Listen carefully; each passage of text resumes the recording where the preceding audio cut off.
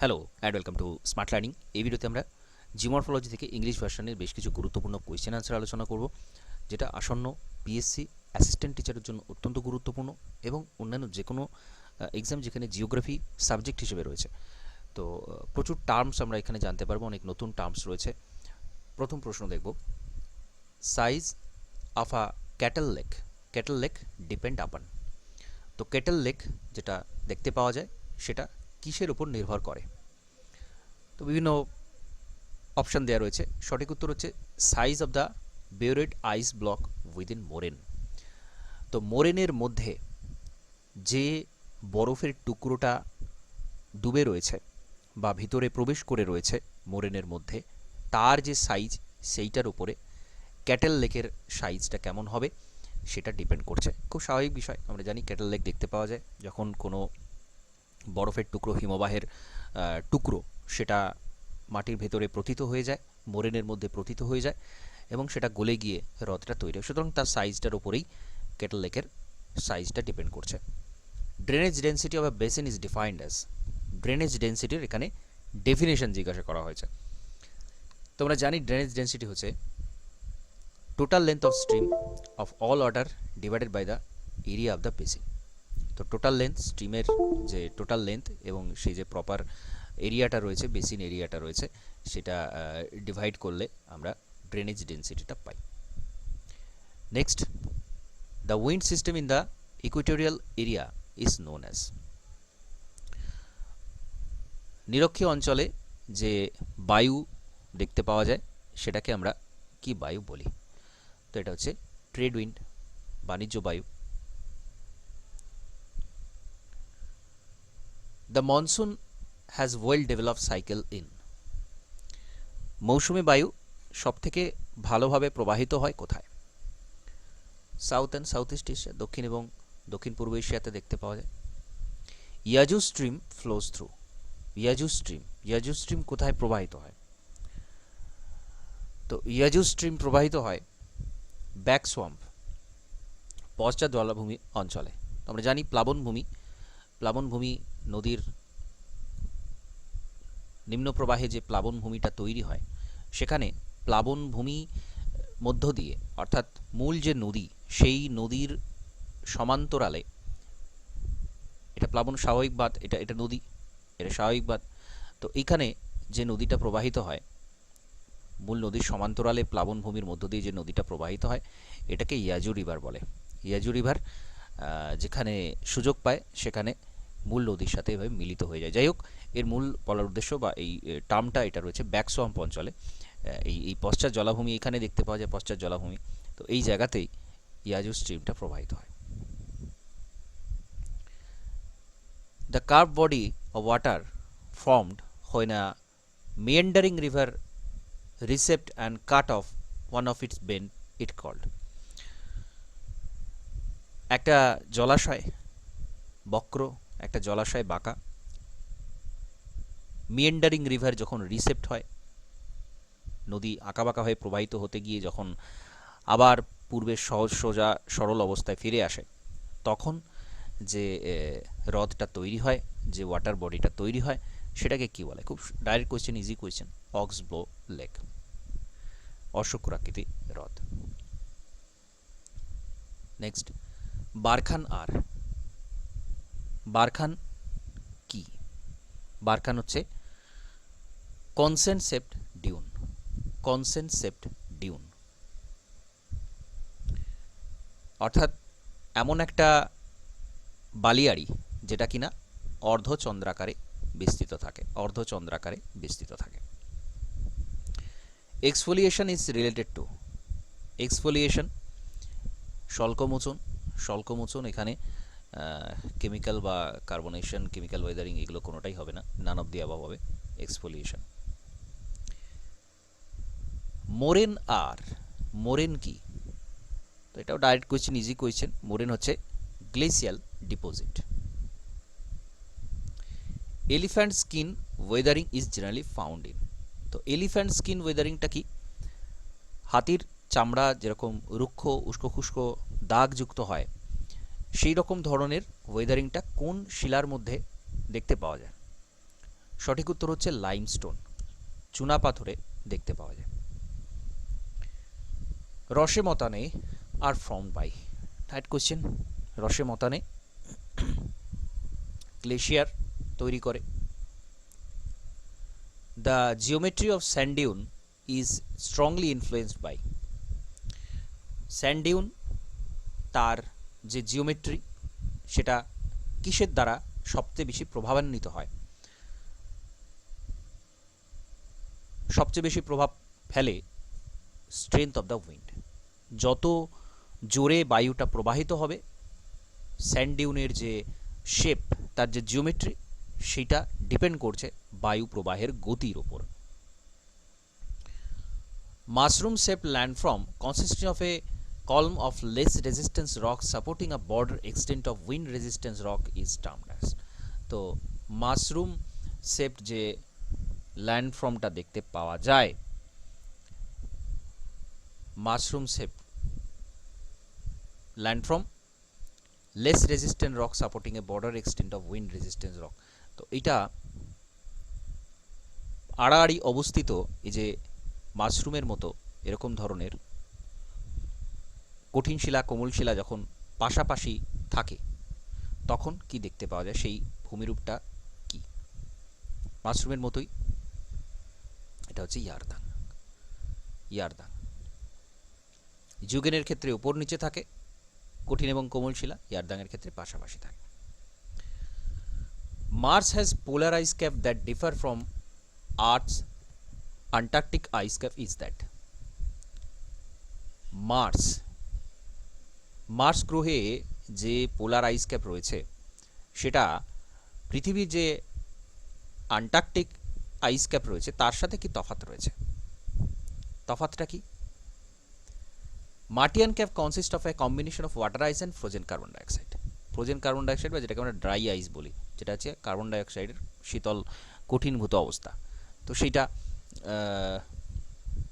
দেখতে পাওয়া যায়, মঙ্গল দেখতে পাওয়া যায়। Martian caps have a spiral fracture pattern not found in Antarctica. অ্যান্টার্কটিকাতে স্পাইরাল ফ্র্যাকচার প্যাটার্নটা পাওয়া যায় না, যেটা মার্শিয়ান ক্যাপসে পাওয়া যায়। Martian caps are ablated by sublimation only, there is currently no liquid water on Mars। তো এটা সাবলিমেশন প্রক্রিয়াতে জমা হয়েছে, অর্থাৎ সরাসরি জলীয় বাষ্প থেকে বরফ হয়েছে, জল অবস্থায় আসেনি, সেই জন্যে মার্সে কোনো লিকুইড ওয়াটার নেই, আইস রয়েছে।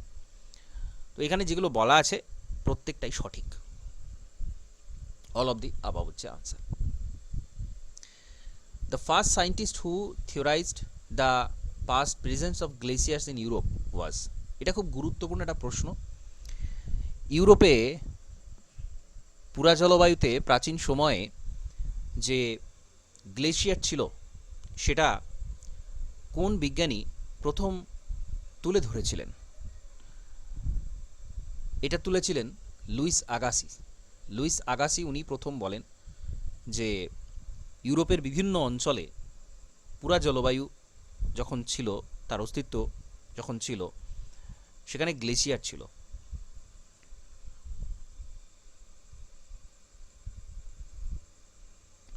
Next, area on the southern margin of continental glacier of the Northern hemisphere.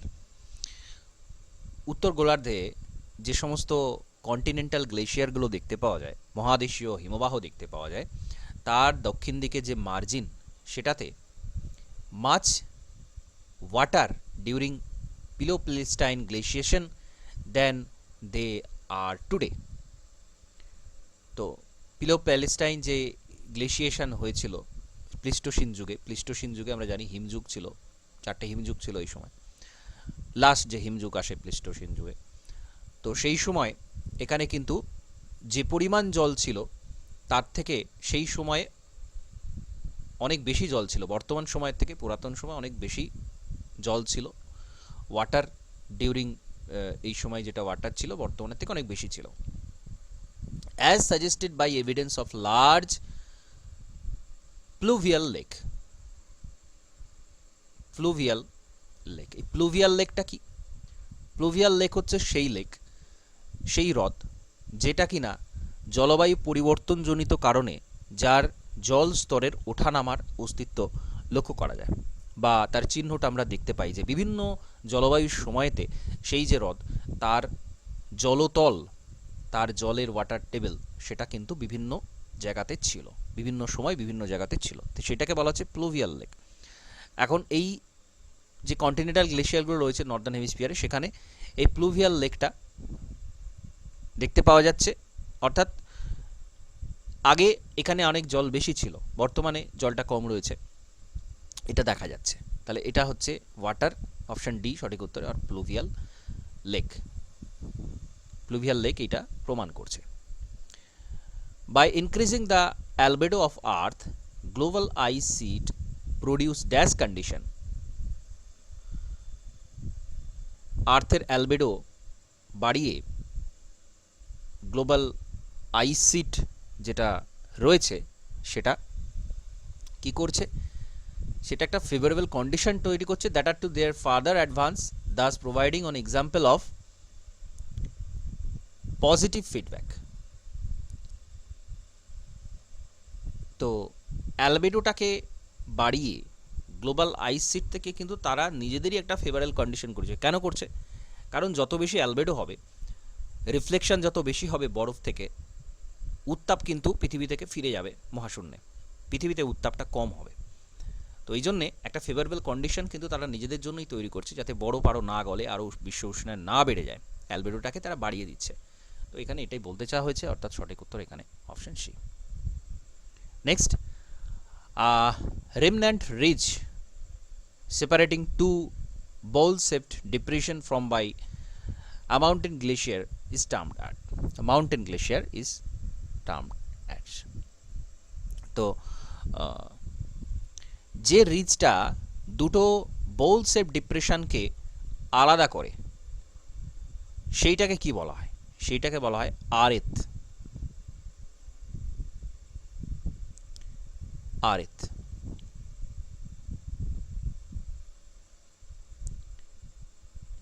Glacial ice exhibits behavior near the top but behavior beneath a depth of 60 meter। তো এটাকে কি বলা হবে? এটা হচ্ছে ব্রিটেল ডাকটিল। তো rapid chemical weathering, rapid chemical weathering কী করে? Tend to increase the rate of physical weathering in the same rock.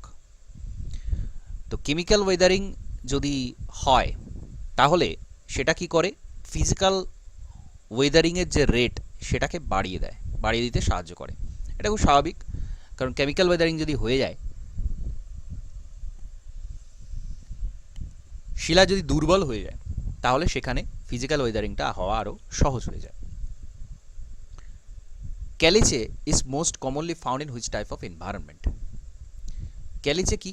এটা খুব গুরুত্বপূর্ণ একটা term.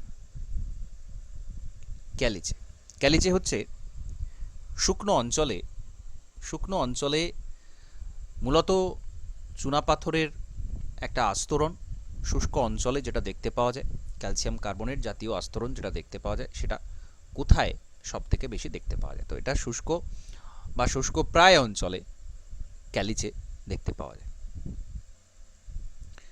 The longitudinal profile of the stream is typically the lowest elevation bowl which a stream cannot cut the call its and occurs as the streams।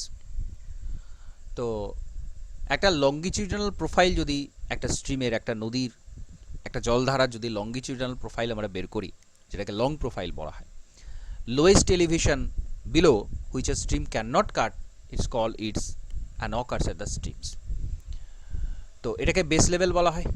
Concave up যে জায়গাতে আমরা জানি longitudinal profile মানে একদম নদীর যে শুরু হচ্ছে, নদীর দৈর্ঘ্য বরাবর যদি প্রোফাইল করা হয়, তাহলে তার গভীরতাটা আমরা পাবো, গভীরতার যে পোর্শন সেটা আমরা পাবো। তো সেটাকে অবশ্যই যেটা যার নিচে পর্যন্ত সে এই তিনটে অংশ এখানে রয়েছে এই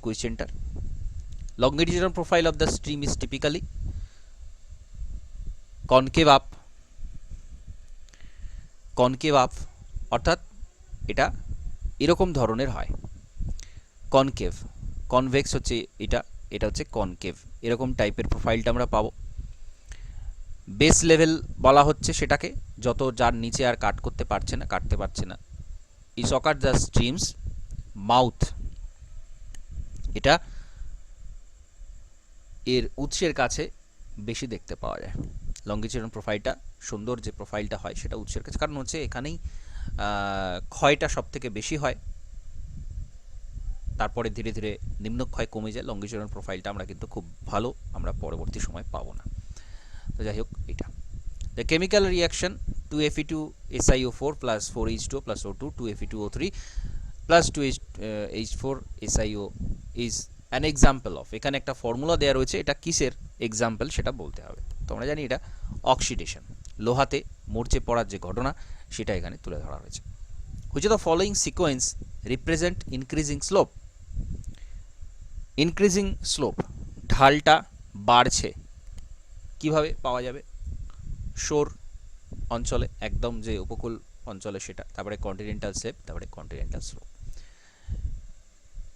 এইভাবে পরপর যাচ্ছে, এগোচ্ছে, তবে ঢালটা আমরা দেখব বেশি বাড়ছে। তো একেবারে উপকূলের কাছে, তারপরে কন্টিনেন্টাল স্লেপ এবং তারপরে কন্টিনেন্টাল স্লোপ, মহীসোপান এবং মহীঢাল। Earthquake with deep focal that is 700 kilometre common in, 700 kilometre নিচে গভীরতাতে যে ভূমিকম্প উৎসটা রয়েছে সেটা কোথায় মূলত দেখতে পাওয়া যায়? এটা আইল্যান্ড আর্কে দেখতে পাওয়া যায়। বৃত্তচাপীয় দ্বীপমালাতে দেখা যায়, একটা পাত যখন একটা পাতের নিচে প্রবেশ করে, মূলত প্রশান্ত মহাসাগরে দেখতে পাওয়া যায়। জাপান এরকম ধরনের একটা আইল্যান্ড আর্ক, আরও অনেক আইল্যান্ড আর্ক রয়েছে। তো সেইগুলো সবই অতি গভীরতাতে ভূমিকম্প হয়, কারণ হচ্ছে এগুলো সাবডাকশন জোনে হয়।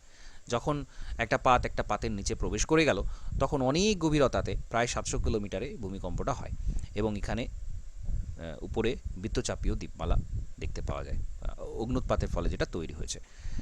তো এটা হচ্ছে মোস্ট কমন হচ্ছে আইল্যান্ড আর্কে। Coral prefer a temperature range, coral প্রবাল কোন টেম্পারেচারে সব থেকে ভালো হয়? তো এখানে যে রেঞ্জটা দেওয়া আছে তার মধ্যে সবচেয়ে অ্যাপ্রোপ্রিয়েট হচ্ছে 23 থেকে 29 ডিগ্রি সেলসিয়াস, মোটামুটি 26-27 গড় আমরা বলতে পারি। তো এতটা রেঞ্জের মধ্যে কোরাল ভালো হয়, খুব বেশি ঠান্ডা বা খুব বেশি গরমে হয় না।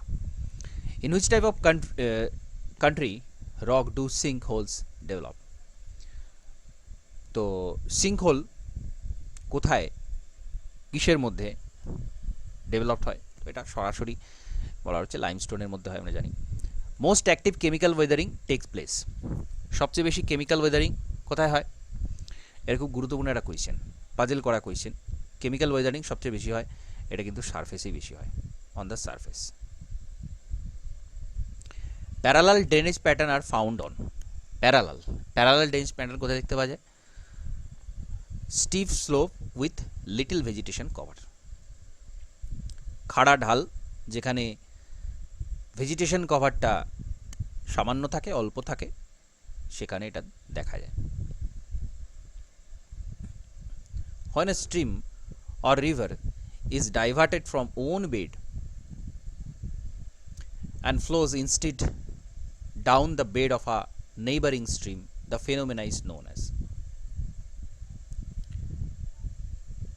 যখন একটা নদী, একটা জলধারা যখন নিজস্ব চ্যানেল থেকে সরে যায় এবং অন্য একটা চ্যানেলের মধ্য দিয়ে, অন্য একটা বেডের মধ্য দিয়ে প্রবাহিত হয়, পার্শ্ববর্তী কোনো স্ট্রিমের যে নদীখাত, সেই নদীখাত দিয়ে প্রবাহিত হয়, সেটাকে কি বলা হয়? খুব ডাইরেক্ট কোয়েশ্চেন। স্ট্রিম পাইরেসি বলা হয়, বা রিভার ক্যাপচার বলা হয়, নদী গ্রাস বলা হয়। হোয়াট ইজ আ নিক পয়েন্ট ইন আ রিভার? একটা নদীর নিক পয়েন্ট কোনটা? নিক পয়েন্ট হচ্ছে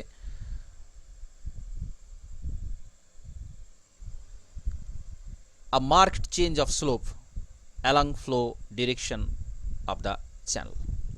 চেঞ্জ অফ স্লোপ যেখানে হচ্ছে, আমরা জানি এরকম এই যে জায়গাটা নদীর ক্ষেত্রে চেঞ্জ অফ স্লোপ, যে জায়গাটা along flow direction of channel, সেটাকে বলা হচ্ছে নিক পয়েন্ট।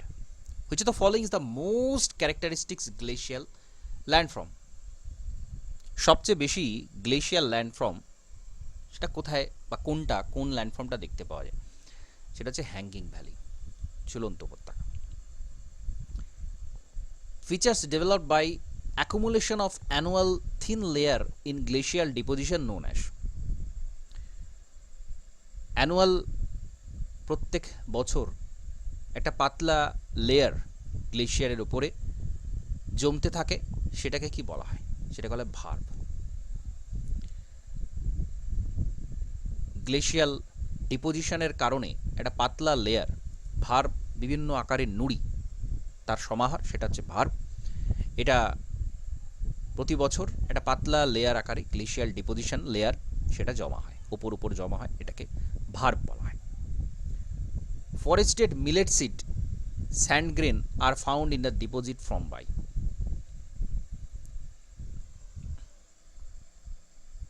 এটা উইন্ড এর ডিপোজিশনের কারণে স্যান্ড গ্রেন যেটা দেখতে পাওয়া যায় মিলেট সিড টাইপের, এটা বায়ুর সঞ্চয় কাজের জন্য হয়ে থাকে। The sand dune with their long axis transverse to the wind direction are known as? Sand dune এটা লঙ্গিটিউডানাল ডিউন বলা হয়। উইন্ড ডিরেকশনের সাথে এটা ট্রান্সভার্স থাকে, উইন্ড ডিরেকশনের সাথে এটাকে লঙ্গিটিউডানাল ডিউন বলা হয়। The marine deposit which from between the extreme level of high and low tide are known as?